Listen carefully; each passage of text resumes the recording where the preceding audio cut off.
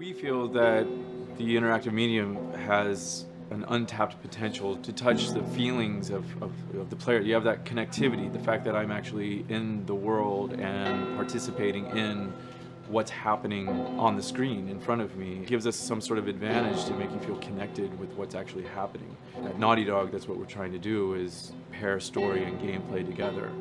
If we can make you feel like you're actually with these characters on that journey and you're invested in those stories and those characters, then you're feeling in theory, the same thing that they're feeling.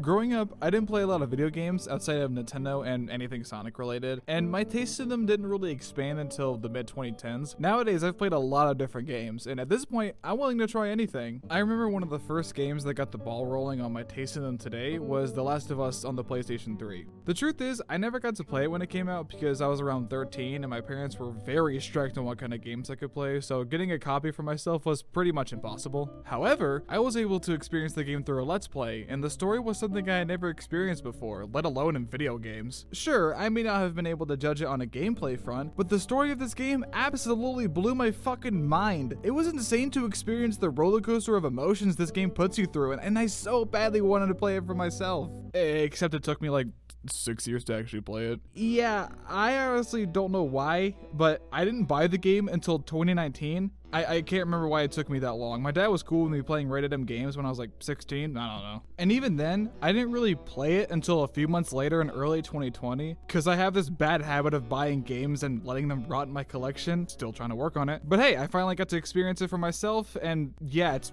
one of my favorite games of all time. The story of Ellie and Joel's growing father-daughter relationship is fantastic, and the game plays to all of its strengths to not only make it interesting from a writing standpoint, but a gameplay one as well. The world of this game feels so real. Every character has their own rules and ideals of how to survive in this post-apocalyptic world, which makes them unique, even if, their goals align for a bit. It all makes for great world building, which helps everything in the story feels like it has a purpose. The main plot of this game is that 20 years after a zombie outbreak, Joel finds a girl who is immune to the infection, and your job is to take her to the Fireflies so that they could potentially make a cure. As that story progresses, Joel and Ellie meet new people as well as lose some along the way, and experiencing all of these events causes that initial goal to change over time.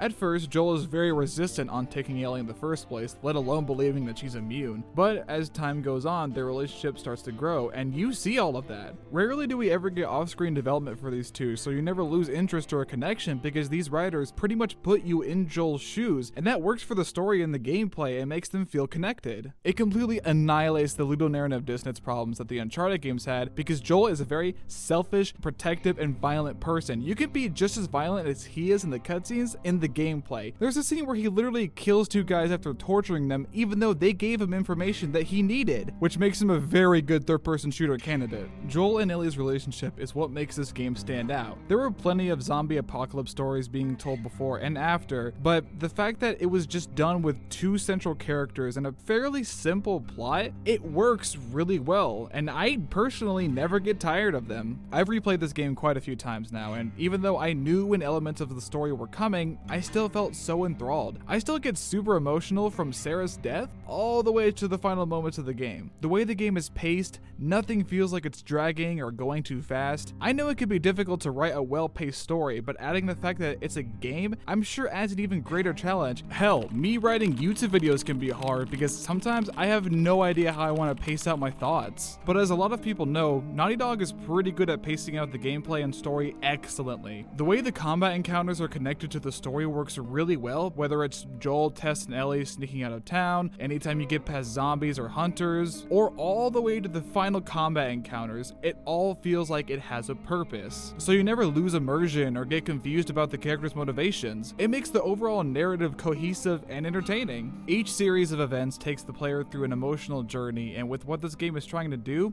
I think it does that pretty well. I like the first section where you play as Sarah. As you travel through the house, you start piecing together what's happening, and it's all played out in a really realistic and horrifying way. From the start, you see that Joel is only out for his people and has never really been willing to bring in strangers, and he kinda stays that way throughout the game. After everything turns for the worst, it puts the player in a state of panic. As I said before, the writers know how to put the player in the character's shoes, so while all of this chaos is going on, it's forcing the player to run just like everyone you see. I'm telling you the truth when I say that every time I rewatch moments like this, Oh no. Sarah. I always feel something, and that's what art should do. I love the title sequence because it gives you different radio broadcasts describing how the infection took over the world, while giving you these visuals of what looks like a disease spreading, which, works given what the main threat of the game is. By the way, this is just the beginning of the game. This is how the developers introduce you to this world, and it's kind of insane that they pulled it off. I won't go over the whole story because I like to sleep, but I do want to go over some moments in the game that I really like.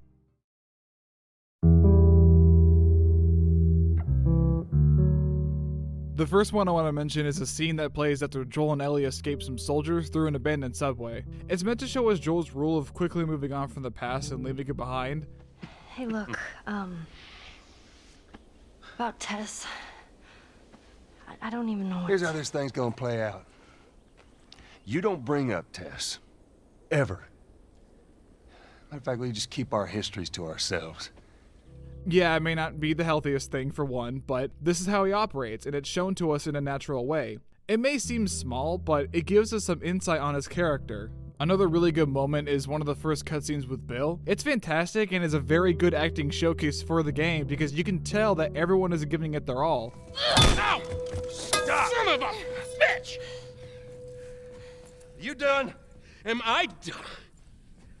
You come into my house, you set off all my traps, you damn near break my shooting arm.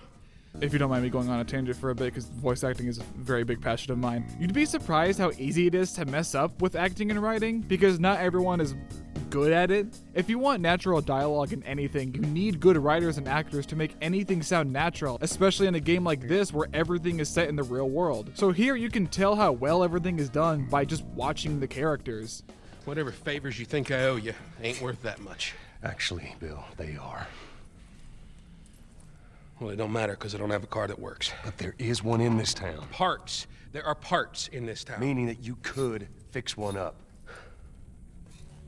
Another good example of that sort of thing is this scene with Joel and Ellie in the truck, and it's one of my personal favorites. It's showing us that they're starting to actually enjoy each other's company now that they're familiar with each other. They aren't afraid to start joking around and have a decent conversation. It's also just really funny. Now, Ellie, that ain't for kids.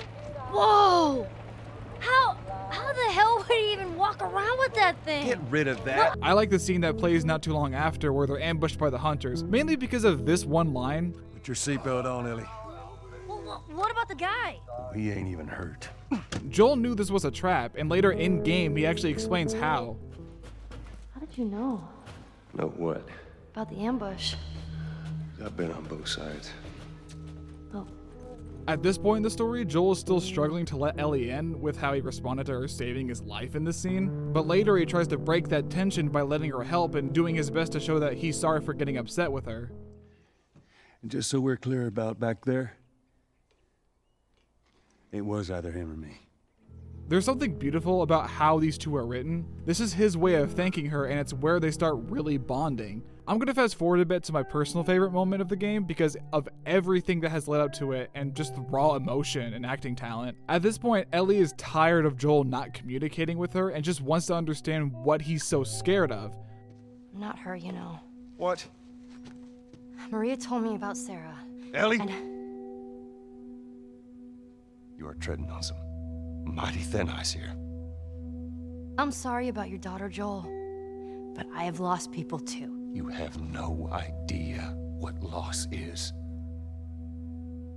Everyone I have cared for has either died or left me. Everyone fucking except for you. I think it's interesting that Joel thinks that she has no idea what she's talking about. He should kind of know that Ellie knows loss just as much as he does, if not more than him. Interesting thing to note, that wasn't even in the script, that was improvised. And with me talking about the scenes, if I were to pick my favorite chapter, I would say it's the winter portion of the game. Not only because you get to play as Ellie and Joel, which I think is cool, but you get a very dire situation that puts both her and Joel even closer together. Basically, after Joel almost dies looking for the Fireflies, Ellie is surviving as best as she can while trying to find medicine for Joel. She runs into this guy named David, who seems like a decent guy at first, but turns out to be a psychopath that chops people up, so obviously not good for Ellie. Eventually, we get back in control of Joel, and after getting through some guys, he asks them politely where she is and finds her in the middle of killing David. And again, every time I watch this scene, I get at least a little emotional. I know I'm saying this like a broken record, but I promise you that this is what makes it work. I think it's just how Ellie says Joel's name that just makes it feel so real. It's okay. It's okay. Joel. Remember when I said that the initial goal changes throughout the game as Joel gets closer to Ellie? Well, this is where it really starts to change as Joel is starting to second guess taking her to the Fireflies. And this is before he even finds out how the cure has to be made. Also, that final zombie section is kind of fucking hard, but it's okay. On this playthrough I had a flamethrower, so it wasn't that big of a deal. Now at this point, after Joel is told that they need to harvest Ellie's brain in order to make the cure, I understood what he was feeling. Truly, but what he does after isn't exactly the most agreeable action. So for the first time, I think this game makes you do something that the player might not want to do. But in all honesty, I think the game earns this because we know Joel and we know Ellie, so it makes complete sense that he would do this, as drastic and selfish as it is. The final section of the game is so brilliant. You start to realize that Ellie is pretty skeptical of Joel's story that he makes, because he killed all those fucking people that are just trying to save the goddamn world, and she tries to get the truth out of him. Joel clearly lies to her face, and you can sort of tell that Ellie didn't really buy it, and it just cuts to credits. What a fucking ending, man. It wraps things up so well. This story handles its themes and characters so well to the point where I often think about how hard it must have been to come up with all of that. Speaking of which, I think it's now time to talk about the gameplay.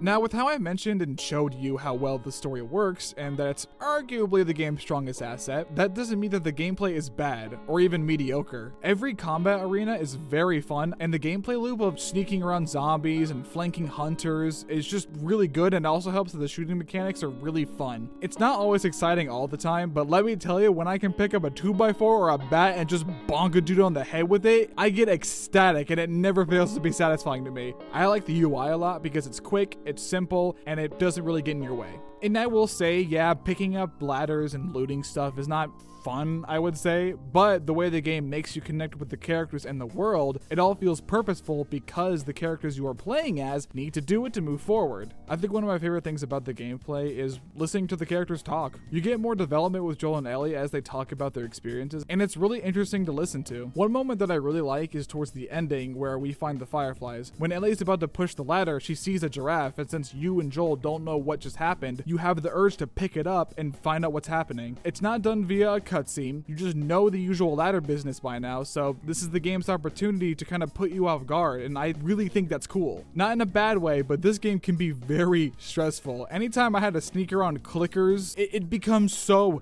nerve-wracking, but that's a necessary feeling for the player to have, so that you can understand what the people in this game have gone through and giving you a sense of this world through the gameplay. All of this creates such a perfect sense of immersion that not a lot of other games in this style can really do, and that immersion can also be attributed to the really great music and sound design.